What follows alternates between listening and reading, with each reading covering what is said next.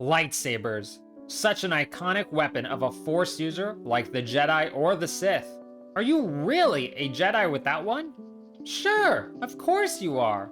Though Obi-Wan will still lecture you for losing yours. But are you likely to survive all the dangers the galaxy throws at you without one? Cal Kestis, titular Jedi Survivor, certainly won it time and time again. But as I've put Cal through one challenge after another, I couldn't help but wonder if the lightsaber is truly so essential. The game does provide you a blaster rather early-ish. Plus, Cal's force powers continually grow throughout Jedi Survivor's story. So what if I keep the lightsaber turned off? Or, well, since the animation is impossible in combat, at least don't use it and merely let the sizzling death stick hover right near my face. I'm allowed to use my lightsaber only to deal with puzzles and traversal. It's never allowed in combat. No blocking, striking, throwing, hoarding General Grievous, or anything else to do with the saber. Cal does auto-block blaster bolts when he's running, but I can mostly counter that by endlessly dodging forward, as I discovered in my no blocking challenge. If Cal auto-blocks here and there, we're not gonna count it, cause that'd just be dumb. Obviously, any move that doesn't incorporate the lightsaber is allowed. Now, the sane choice would be to play on any difficulty that isn't Grandmaster. Story difficulty looks really welcoming right about now, but nope. Despite the fact that Grandmaster difficulty comes with a plethora of huge complications, the main one being that Cal's force power won't naturally regenerate, I'm too stubborn to go down any path other than Grandmaster. Cal may die painfully and needlessly on repeat, but that's a sacrifice I'm willing to take. With all the rules finally out of the way and this spoiler warning for you all, let's go see if you can beat Jedi Survivor without your lightsaber on Grandmaster difficulty. Nothing like beginning the no lightsaber challenge with a forced lightsaber swing. 'Tis a tutorial though, and more cutscene than gameplay. When this Imperial Senator's guards jump down to fight me, this is where the fun begins. The first few can easily be force pushed off the edge, and the same fate awaits the others. After a little anyway. Problem is, Cal's connection to the Force is very limited, and I need to perform perfect dodges, meaning dodge at the last moment, in order to refill his Force. I guess all the Jedi we normally see are playing life on easier difficulties, because I don't ever remember their Force powers running out. Sometimes I'm really great at continually dodging attacks, and other times I'm horrendous, meaning I embarrassingly die twice here in the opening fight of the game. Since it's so easy to become overwhelmed when you take the easiest enemy and double him, or even, dare I say, triple him, I find that it's best to refill as much force as possible before pushing into the bigger numbers. Really gotta respect these troopers for never giving up, no matter how much they miss every single swing. Probably not a good sign that it takes me 7 minutes of constant dodging to only barely win this first fight. Climbing away, I'm saddened by the game making me waste my first skill point on a lightsaber attack, but I work to gain more skill points by force pushing the nearby patrol off the ledge. Only problem is the fault doesn't always kill them, but it clearly scrambles their brains. I don't think he's well, but I'm also not qualified to deal with the consequences of my actions. Hopping my way past some more troopers, I pull a minigunner into the abyss before meeting up with my ally Bode. I had hoped my muscle-bound friend would do much of the fighting for me, and he does. Somewhat, but not often fast enough to save me. Bode really likes to take his time, but I suppose I shouldn't complain when I'm offering nothing to the battle. These first fights have cost me a couple lives, but dropping in on a large gathering of troopers is where things really turn sour. I already use all my force meter before I even land, so I try to hide in a corner and let Bode handle them. Problem is, Bode gets lonely oh so easily and doesn't like to fight if I'm not fighting with him.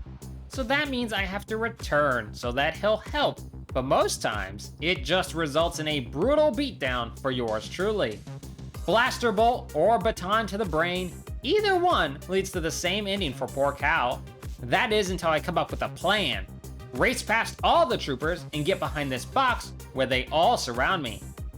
I don't pull it off my first try, or even my first several tries, but if I'm extremely careful and patient, I can make use of both Bode in this hefty box to whittle away the health of all the attackers from relative safety. I could probably also just flee, but really, other than a few exceptions, if there's a way to take down an enemy, I won't run past without doing so. It may not be the Jedi way, but it's the fun way. I can then get my teeth bashed out by the security droid, as Bode does all the work. I'm completely useless here, and without Bode, I'd have had no chance. What comes next makes everything else beforehand pale in comparison. The Ninth Sister, a deadly Jedi hunter, attacks and wipes out half of Cal's team, knocking Cal himself deep into this meat factory. I know that when I escape this factory, I'll have to go up against the Ninth Sister. And I also know, because I actually tried this challenge once before, about 6 months ago, that nothing I can do will actually damage her, except for one ability, one key move. Found a little into the double-sided lightsaber skill tree is the move Repulsing Burst. Most Jedi just use it back in the day for personal space reasons, and to get rid of dust quickly, as it does incredibly weak damage.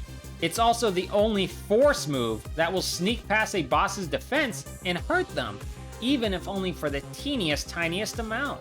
So in order to get that move, I'll need to grind my way through the Imperial forces down here, which mainly consists of me shoving this one unfortunate Purge Trooper off this ledge over and over and over and over. I had hoped this nearby security droid would level me fast, so like a fool, I prioritized the ability to do a massive force push in order to kill the droid. It takes me 20 minutes to gain that move, but then I'm dismayed to find that the droid isn't easy to shove to his death, and even when I manage to do it, he gives about as much experience as the Purge Trooper does. Well, that sucks. I'm just glad that knocking him down to the floor while I meditate doesn't seem to have any ill effects for me. I really do admire how much these Imperials never quit, no matter how little sense it makes. It's that inspiration that pushes me on, allowing me to spend another 30 minutes grinding so that I can have swift focus, making it so I'll gain back even more force power on every perfect dodge. After that, I'd spend another 50 minutes killing both my friend Phil the Purge Trooper, which, yeah, you gotta name a guy after killing him for an hour, don't want to make murder too impersonal, and a bunch more Imperial troopers down in this facility. By now, I have the Confused power, which forces my enemies to slaughter their friends for me when I need breathing room. Nothing like traumatizing my enemies before killing them. I'm the good guy. Now, finally obtaining the Repulsing Burst, I head in to take on the Ninth Sister. She attacks, I dodge. Some of the time anyway, and I attack with my burst, then on and on for a few minutes before she kills me. Didn't even break the skin. Trying again, I do even worse. By the fourth try, I hurt her enough to get her to the second phase, but she wastes no time dealing with me after that. Her attacks aren't too hard to dodge, but as I'm going to see throughout the challenge with how little damage I do, it's more about how long can I avoid death before it catches up. Each fight, I get her health bar down a smidge further than the last attempt before falling. But after an hour of death, I decide to switch things up and see if I can bring in some help. This is agonizingly, painfully slow, but more importantly, I know the game will force a tutorial saber usage if I keep this up, and I want to see if it's avoidable. Grabbing this droid as it's the easiest to bring along, I find that my game crashes rather than let me continue with it. That's disheartening, and a little petty of the universe to dissolve rather than let Cal have a buddy. Taking her on a few more times leads nowhere, thanks to my subpar skills, so time to revisit the Bring a Buddy plan. The scout troopers back in the factory are hard to grab a hold of, very unwilling to be my friend, and most importantly, are easily demolished by the Ninth Sister. But they do prove to me that it is possible to bring a friend who, for whatever reason, views the Inquisitor as an enemy. I thought I'd have to rely on my mind trick ability, but apparently they already have beef. Maybe she took their lunches from the work fridge or something. It takes a huge amount of maneuvering and luck to ensure this confused minigunner trooper doesn't wander off while I struggle to grab him and not use my grapple line as the game keeps thinking. But when I do pull it off, I bring him along as he's the most powerful unit in the area. He's fantastically useful, and with Ninth Sister focused on me, he tears her apart. Unfortunately, he also tears me apart, so that's not ideal. It would take 20 more minutes to acquire him again, and this goes far worse when I fail to dodge Blaster or Blade. I figured the answer to this problem is using my confusion power on the trooper to keep him from targeting me, so back to grinding I went to improve that power. It takes another hour before I can manage to maneuver the Stormtrooper back up here again, and by then I'm closer to being a Force Ghost than a Force Master. Nothing a little meditation and facial acupuncture can't fix. Plus, an improvement to my health pool before racing back to fling some troopers to their deaths and grab their shooty friend. Unfortunately, I lost most of my health grabbing him, and so down I go seconds into the battle. Just gotta say, it's really considerate how Ninth Sister's always waiting for me. I appreciate her patience in killing me. Being that last attempt went so badly, I give up on the friend route and try to take the Inquisitor on again, even managing to get her past half health before falling. Losing patience once more, I grab the trooper and try again, realizing this time that mind tricking him just gives him a green glow while he blasts me. But I do find a hiding spot that keeps me safe while he blasts her instead. Unfortunately, that irks her enough to take a swing at him, and I panic to get her attention back as I know he's my only hope. This gives her the opportunity to kill me, and that she does. Though the cinematic that plays at the exact moment I die seems to take a moment to realize that. It would take another half hour before I can grab Shooty and bring him along for another attempt. Shooty takes a while to help out, and when he does fire, he'll hit me as much as her, if I don't hide behind her. Thankfully, Ninth Sister's bulky frame and my healing stems, plus refined dodging skills, keeps me alive just long enough for victory to finally be mine. It's very emotional watching Cinematic Cal finish the job, only slightly marred by the ultimate winner being Shooty when he kills me the moment it's over. He earned it, honestly. Cal can resurrect, but Ninth Sister can't, meaning the way off Coruscant is clear and easy with Bode's assistant. Coruscant normally takes less than 30 minutes, but after all that grinding and boss fighting, plus struggles to grab Shooty, meant I didn't leave this hellhole until 8 hours after I started the game. Probably not a good sign for the challenge, and honestly, I would recommend doing this challenge in New Game Plus for any who attempt this in the future, as the grinding is unbearably long. Though, I might have gone overboard with it, truthfully. At least that makes me all the more powerful when we crash land on Koboh. Koboh immediately provides one of the best experienced grinding spots in the game, as I send this innocent, angry creature flying off this cliff on repeat for easy levels. I thought Jedi were supposed to be at peace with their environment, but Cal seems to think that means putting everything else at peace, permanently. The wildlife and raiders in between me and the safety of town aren't too much trouble, since there's either explosives or edges to send them flying off. The greatest boon of the challenge is discovered here as well, even more useful than repulsing burst or any ledge: the mullet. I can already feel Cal's connection to the Force growing far beyond any chosen one with the awesome power of the mullet. Unfortunately, neither these chickens nor this raider mini-boss agree. Losing to this raider, who is even worthy of a boss health bar, is a real blow for me, but even worse for losing twice. I'm not very good at dodging his attacks, despite all the practice I have doing it in my no blocking challenge, so it takes 3 attempts to blast him into the ground. Thankfully, his boss Rayvis doesn't call my bluff that I'd actually use my lightsaber, and he retreats. Let's thank the Force for that, since he'd bury me 6 feet under faster than anyone. Catching up with his old beloved pal Grease, Cal changes gear, takes a nap, jumps a few animals, and falls into saving Z, an ancient droid from an eternal slumber. With information from her, I head off into the wilds, and this time it's Cal's turn to get jumped by the animals.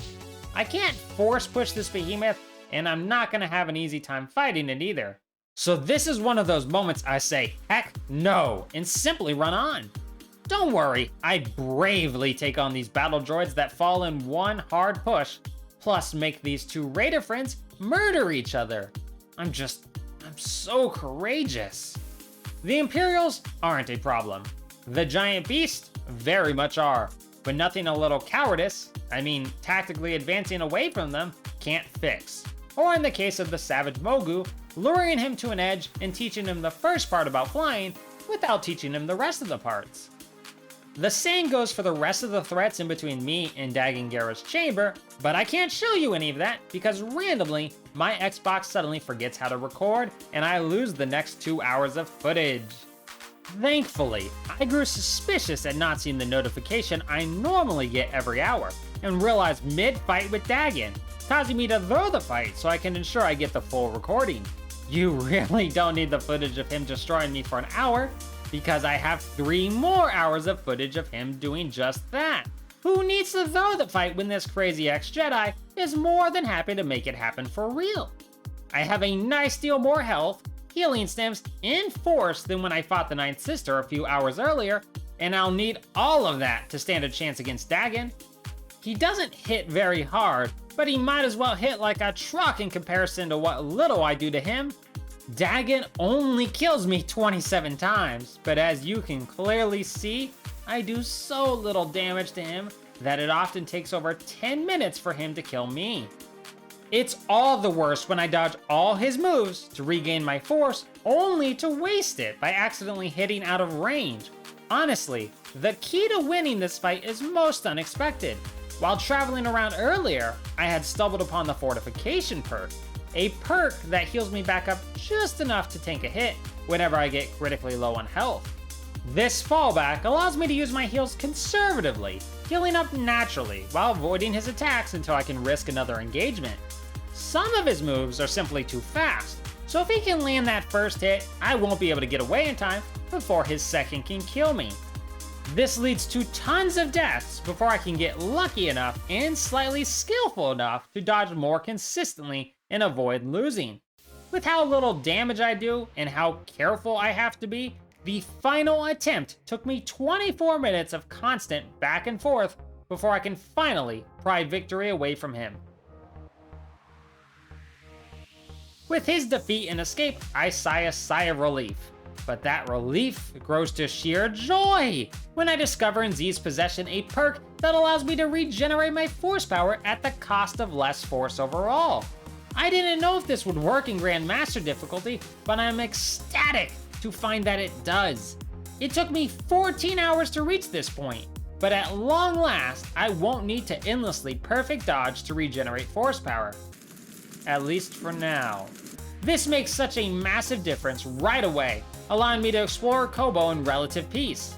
It's not a smart move, and I have very little reason to do it, but I simply enjoy seeing how far I can push the challenge outside the required path. As Cal begins his search on how to reach the safe haven of Tanalorr and heads off to Jedha, I've improved as many skills as I can in order to be prepared for whatever may come. Jedha, though, is a surprisingly easy time.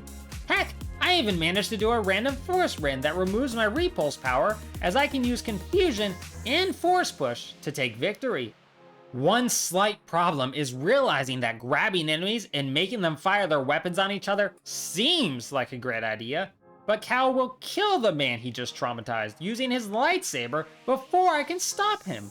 That rules out most uses of that power, plus it forces me to let his buddy burn me to death, so I can undo the damage against the challenge. Another problem is when I have to let the jump trooper who ambushes me win our little brawl so Cal won't stab him. But it's honestly quite simple to deal with him and all his friends a second later when I can just force push all their grenades right back at them. Merrin, my wondrous beloved, pops in to help me out, and that makes this already easy area even easier. With the use of the Flux perk that allows me to constantly regenerate force, I'm discovering that the minions blocking my way are little trouble, allowing Merrin and I to focus on discovering upgrades and bonding with each other. Well, except in the case of the Skryton, who must be Merrin's ex-love reincarnated, for how little attention it pays to Merrin's attack and how much it hones in on ripping me apart. Without Merrin there, I'd never have won this fight, so my love for her only deepens. I would still win against the AT-ST boss battle right after, but that's only because it insists on dropping grenades I can redirect back at it. Merrin still makes a massive difference though, and I love her for it. Reaching Cal's old master Cere in her base both gives me the greatest key to this whole challenge. The Blaster Pistol. The game does make me practice with it, which involves lightsaber usage, but it's on a dummy, so I think we're all good, unless Marin traps some poor stormtrooper spirit inside it. Heading back to Koboh, I get to try the pistol out on an ambushing bounty hunter. It doesn't hit hard, and it does have very limited ammo, but it does more damage than the repulse, so I'm giddy about it regardless.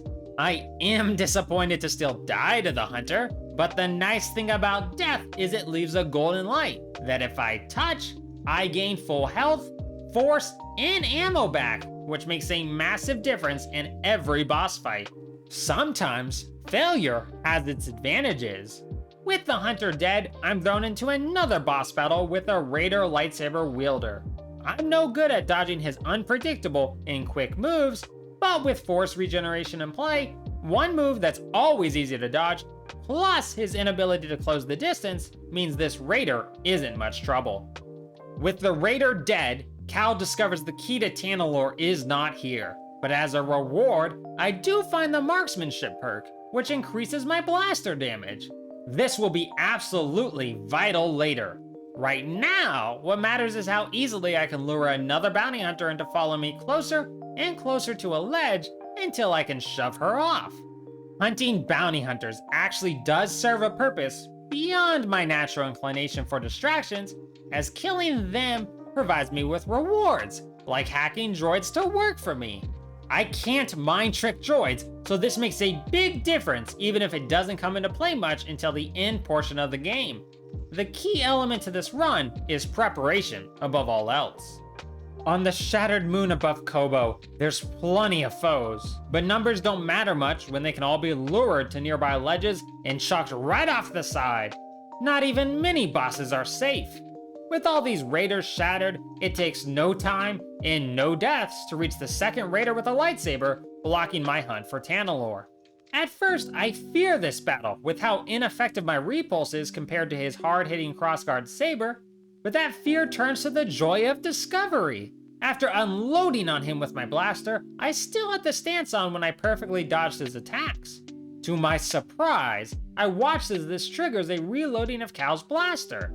I had thought only parrying or attacking with the saber reloaded the pistol, so this new information makes me extremely hopeful for all that may come. The Raider himself proves less trouble to shoot and repulse than I expected, though it is a surprise to hit him with a grenade and suddenly find Cinematic Cal locked in saber combat with him.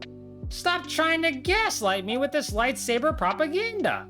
Beating the Raider causes Cal to automatically equip the crossguard saber, but that's nothing to worry about when there are still more ledges to do the dirty work for me. Between the blaster and all these ledges, my return to Jedha causes me little trouble. Well, mostly. I do find death once again at the claw of another Skriton, and then this other big old beastie boxes me into oblivion a couple times. But both can be defeated through patience and lots of blaster bolts and repulses. Honestly, my time on Jedha is so easy in comparison to everything else that before long, I'm already back on Koboh before I know it. I'm supposed to go save Z from her kidnapping at Dagan Gera's hands, and I do start to do that, but then decide to take a detour. It's not a truly successful run for me unless I bring down the Rancor, which as usual, mostly involves me getting crushed and eaten for an hour. Thankfully, the Rancor, while hard hitting, telegraphs all his moves so much, and with my blaster in hand, I can take him down shortly after that hour. There's no way I would have managed it without so many healing stems, and if I didn't have my blaster pistol to do most of the work. I trust in my gun more than the Force at this point. Getting back on task, I joined Bode and blasting right through all the weak resistance between us and Z. Everyone is easy to kill, except the droidicas, who I need Bode to help me with, and then of course, these brute raiders who clearly have been hogging all the protein powder. Thankfully, all my previous challenge runs actually made it so I knew mostly how to dodge their attacks, and it only cost me a single death before I win, and Bode steals the experience for my kill. Making it to Z no problem, I have to take on Dagan Gera yet again. Unlike our last duel, Dagan's legs aren't still recovering from 200 years of floating in goo, so he's more than capable of chasing me down. More than that, he loves to block my blaster bolts, and if I'm not extra careful about the timing, cut me up when I get all repulsive on him. Honestly, if I didn't have the perk to regenerate my force or the ability to get my blaster bolts back, my odds would go way down in this fight, as I've always struggled to dodge Dagan's lightning quick strikes. His first fight was much simpler, and I still struggled there, so this would be nigh impossible. If I didn't have that perk in the gun, that is. Switching back and forth between my blaster and my repulse, depending on whether he's chasing me with his spinning saber or not, I can whittle down his health bit by bit. I can circumvent his block by only firing when he's mid-attack, and while I can't perfectly dodge most moves, I can absolutely perfect dodge his highly telegraphed charge in order to get more ammo. Unfortunately, one problem I didn't account for is near the end of the fight when I perform a repulse burst, I find myself locked in a saber button mash event with Dagan. How did I even get here? I have no health at the time and must purposely lose the encounter to avoid lightsaber usage, but it cost me my life in exchange. Next encounter, I ensure I keep myself at full health as much as possible, but oddly enough, it doesn't trigger again, leading me to a safe victory. I think it's based on Dagan blocking the attack, which he never did again. With that win, Dagan skedaddles once more, and I do the same to do battle with the Mogu couple. I feel a bit bad fighting them, well, making them fight each other more like, as they're just lounging here, but my need to fight every boss I find compels me. With their deaths, we are here. Rayvis. Before I even began this challenge, I figured Rayvis has the best chance to break me. But that's before I realized the blaster pistol could be reloaded by dodging. Rayvis' first phase is long and painful, but I have so much experience fighting him that it's nothing I can't handle. That's not what I was worried about though. Rayvis' second phase alters his combat style to be a flurry of brutalizing attacks that would take the head off a Wookiee, much less me. That's only a minor problem though in comparison to Rayvis' natural healing ability that kicks in for his second phase. Before I began, I thought the healing occurred if Rayvis went a few seconds without damage, so as long as I kept hitting him with gun or repulse, I figured he wouldn't heal. I'm very much mistaken.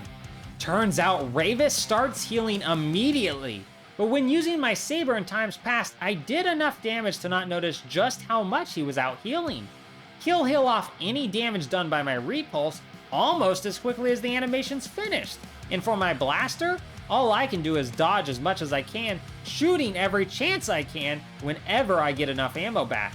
A single perfect dodge gives me half a blaster shot, so I need to perfect dodge twice just to be able to fire. All this serves to do is keep his health stuck in place, not going down or up. But I do have hope. Rayvis jumps back at points in the fight to fill me with blaster holes, and if I can avoid getting shot, I can send the rockets he sends with those shots right back at him. But I have no control of whether the rockets will hit him or uselessly hit the wall. Even worse, it's more luck than skill on whether his shots will land and stun me from even trying that tactic. All the while, he won't stop healing. When nothing will work, I take off to grind my experience up with the nearby raiders, but the abilities I gain there do nothing for me. In fact, every attempt after that goes worse and worse as I struggle to make any headway. After a while more, out of curiosity, I switched the difficulty down to story mode to see if it would solve everything, and wow would it! I guess below Grandmaster, Rayvis doesn't heal? And in story mode he does about as much damage to me as I do to him. That completely ruins the entire idea of the challenge though. So of course I wait patiently to give the poor guy all the time he needs to kill me before I switch back to Grandmaster difficulty. I'm stuck. I know if I lower the difficulty, I could easily best the Raging Raider, as his healing is the one true problem. But that removes the essence of what makes this challenge challenging. The game won't let me leave the area, so either I beat Rayvis or I'm stuck here for all of time. There's no retreat to come up with a better plan. For 7 hours, I slammed my head against the brick wall that is Rayvis. I thought if I just perfected my fighting, I could outdamage Rayvis with luck. doing enough damage through his redirected rockets. But no matter how I try, Rayvis heals faster than anything I can do. And then, it came to me. I'm a fool! Actually, for two big reasons, but the second reason I wouldn't realize till way later. I couldn't figure out why I was doing so much worse in comparison to my first fights with Rayvis, until I started looking over my perks. As it turns out, when I went off to grind for experience, I had switched my marksmanship perk that increases my pistol damage to the wisdom perk for increased experience, and I never switched it back. This simple change, combined with my hours and hours of practice against Rayvis, makes all the difference. I fly through his first health bar, making sure to have a full magazine of ammo before his second. I use it up on him, and then grab my healing light to instantly refill the ammo again. Then it's just a matter of dodging and blasting, sending rockets back at him when I can. In fact, I even realize here that if I slow time as he fires his rockets, I can grab them individually and send them back at him, no problem. So close to victory, my excitement and anxiety of being this close causes me to make a rookie mistake, and I almost lose all my progress as Rayvis deals heavy damage to me and heals back a nice portion of health. But I refuse to accept defeat, advancing on him and forcing him to attack relentlessly so I can dodge enough to get back my shots and at long last, bring the mighty warrior down. I honestly wasn't sure I'd be able to pull that off, and I nearly lost hope a few times. Good thing I refused to give up, eh? Despite the sheer difficulty of the fight, Rayvis is not the end. Dagan Gera still awaits, and before him, I take a few detours. First, I head off to Coruscant to defeat this metal monster with the power of my blaster, and then I take on the much more literal monster of this angry Jotaz. The droid kicks my butt for a bit before I take victory, but the Jotaz is surprisingly easy to dodge around. Turns out my practice is finally paying off. I'm even more surprised to find that I can solve another Force Rend through the combined power of mind-controlling some beast and reprogramming a droideka to work for me. Getting back on track, I have no trouble crushing the Imperial outpost between me and Dagan, simply by continuing to let mind control and reprogramming do it all. And the elite guard protecting Dagan is nothing when I can just lift and shove right off this orbital station. But before I can confront Dagan, I once again veer off course, heading into the Koboh caverns in order to battle a few bosses. First, a second Rancor awaits me, and by now, I have the hang of it, bringing him down in one try. Honestly, if I didn't have so many healing stems, it would have been a different ending for me. I then eliminated the trio of Raider lightsaber users down here. I had hoped Mind Trick would work, but as they're immune to it, it turns out if I simply lift them all up, the crossguard saber user will always drop a grenade, allowing me to fling it back at them until they're all dead. Then finally, after doing the same to another duo with Bode backing me up, I can at last face off with Dagan. Dagan Gera's third fight is honestly just a slight increase in difficulty from his second. Bode can fully handle the first phase, and by the second and third, my blaster and repulse can do the rest. He may kill me once, but he'll get no further than that. Admittedly, I had to pop stim after stim when I become cocky and over-aggressive near the end of his health, but all that healing does allow me to survive my mistakes. With Repulse easily popping his illusions and whittling away his health, I can avoid any button mashing event with Dagan and bring him down with overall ease compared to most of the boss fights. With the big bad dead, of course, we're still not done yet. Dagan's far too easy for my suffering to end there after all. Bode betrays us, because that's what Bode does. Every playthrough, no matter how I wish otherwise, he always does, and I always lose the follow-up fight with him as it's destined. None of that is a problem, except for the fact that I am now Seer, Cal's master and friend. She's an incredibly powerful Jedi Master, but you know what she doesn't have? A gun! Not only that, Seer destroys all my prep work, as she doesn't have nearly as many healing options, a far smaller force bar that doesn't regenerate as she lacks perks, and she won't mind trick people. Curse her sense of good morals, but poor preparation. The hail of blaster bolts, batons, and rockets headed right for me, plus all these power losses, leads to true losses over and over. I'm super thankful that Seer still has access to repulsing burst, as without it, I'd have no way to make it through this section. It's agonizingly slow going, and I often have to use the enemy rockets to my advantage, but Seer does overcome the Imperial Assault. It's much easier when Marin joins us, and I find making the troopers kiss the dirt in unison to be much more effective. Everything is looking bright and hopeful again, but to my horror, I realize that's the light at the end of the tunnel. Darth Vader himself. I'm used to the Dark Lord of the Sith being a pushover, who you can beat in less than a minute because of his horrendous defense if you charge attack him. Thing is, I obviously can't charge attack him, but failed to take into account how much harder playing Seer would make everything. I thought Rayvis would be the biggest threat to this challenge. Not for the first or last time, I'm terribly, woefully mistaken, and I'll pay for it dearly. For 14 and a half hours, 14 and a half hours, I throw myself into the fight against Vader, dying time and time again. I've never fought a boss in my entire life for this long.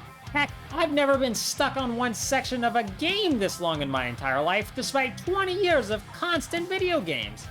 I fought Vader for so long that halfway through, I started to think about how when I finish this fight, I should play some Jedi Survivor next, because I totally forgot what game I'm playing. I could have nearly beaten the entire Arkham series or this entire game in a normal run by the time I was done with this one fight. Unlike Rayvis, this boss battle is not a question of whether it's possible, but whether I'll have enough skill to do it. Darth Vader is a powerhouse who has fast, long combos that carve right through my health. Unlike every other boss, Vader doesn't waste time with his attacks, acting more like the Rancor in terms of sheer damage that he puts out with every hit. All the while, Seer does minuscule damage that barely makes a blip. It takes 30 tries before I can even get his health down enough to enter this second phase. It's not much different from his first, just now he's more obnoxious, constantly grabbing me, pushing me, and throwing stuff at me. Which is basically what I've been doing to everyone else all run, and I don't appreciate being treated the same way. It wouldn't be until after 70 deaths to him before I can even get him to half health, and that's when things go truly hellish. I spend hours learning his combos so I can dodge everything he throws at me, and what does he do but completely change his entire moveset when he reaches 50% health. I'm starting to not like this guy very much. So much so that I whip out my saber and slice right through his health.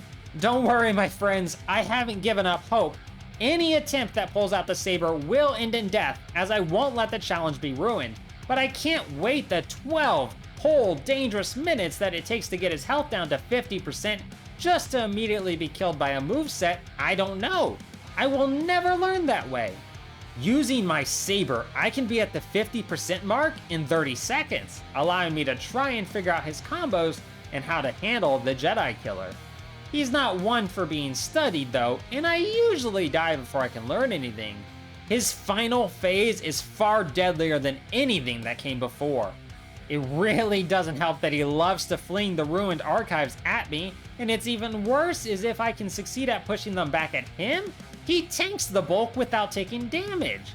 Every few attempts, I'll use the saber to study his final phase, but for the most part, I stick to proper attempts, learning to dodge all his moves and blast him with the Force. Every 20 or so attempts, I do get further and further, even if only by a tiny amount, in my record of lowering his health bar. Still, every try ends in me being a Force ghost, but it gives me hope. I even start counting my own attacks, figuring out that it takes about 34 successful hits to lower him to his second phase, and then 49 more to get him to 50% health. From there, I estimate it would take about 140 to 150 hits to beat him fully, since I know he doesn't have to reach 0% health to lose. More like 10%. To put that into perspective, a full Force bar only provides 3 hits, and I can only gain my Force back by perfect dodging him.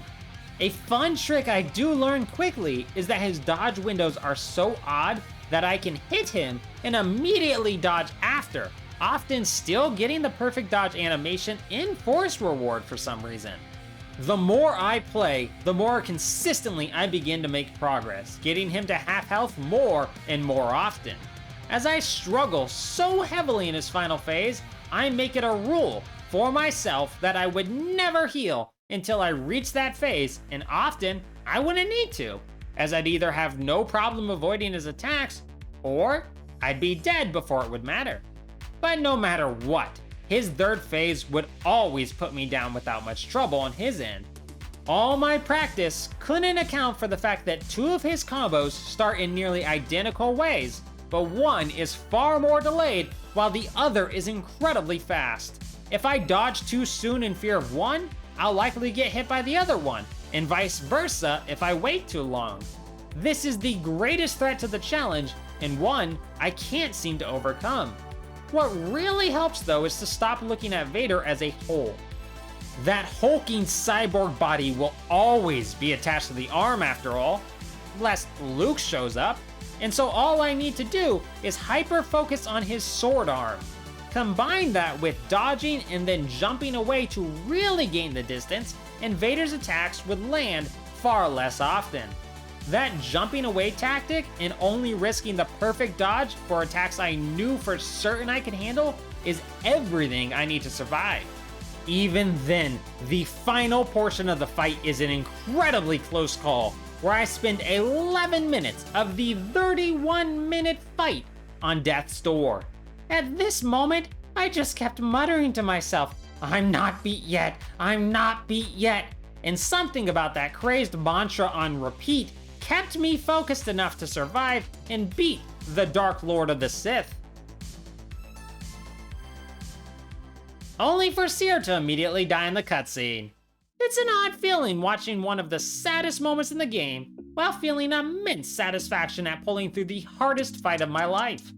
All the time fighting Vader gave me time to think and realize the second major part of why I was a fool fighting Rayvis. I completely forgot that the Crossguard Saber's rushing attack uses Cal's hefty legs and not his blade. Using that tactic, plus lots of droid hacking and force pushing, Cal sweeps through an Imperial listening post in pursuit of Bode. After Vader, this is all one big victory lap, and there's not a single problem between me and the boss fight with Bode, simply because Cal's just so much more powerful than anything he goes against. Especially when he unleashes the dark side, and then I'm basically playing on easy mode when I do that. In the final confrontation against Bode, he does get the upper hand a few times, as once he starts shooting and spinning that saber, I'm dead meat if I don't interrupt him with my own shots. Merrin isn't much help, but really, she doesn't need to be, since Bode has a giant weakness in the first two parts of the fight. All I have to do is force lift him up and smash his teeth in with my boots when he comes on down. Do this on repeat until the final phase, where he'll surprise me when he ignores my grab and ruins my fun. But learning from that, I simply save my blaster for the final phase, combine it with the kicks when he leaves himself open, and just keep dodging his highly telegraphed attacks until down he goes. Cutscene Cal stays true to the challenge and finishes him off with a blaster shot, officially bringing this challenge into a huzzah! I frickin' did it! I'm honestly not often proud of my successes, I simply enjoy the challenges. But for Can You Beat Jedi Survivor without your lightsaber on Grandmaster Difficulty, I'm super proud to say yes, I can. After 56 hours, 16 minutes, 419 deaths, 201 courtesy of Vader, I can finally rest and thank you all for watching. This is without a doubt my longest video, but there is so much to cover and I'd hate for you to miss it if you had the interest. I really do appreciate every one of you for your support and care, and for not having me locked away in an asylum. I'm off to be burned at a Jedi funeral pyre, as it seems very peaceful, and should I return as a Force ghost, I'll be happy to see you guys in future challenges. Have a great day, and may the Force be with you, my friends.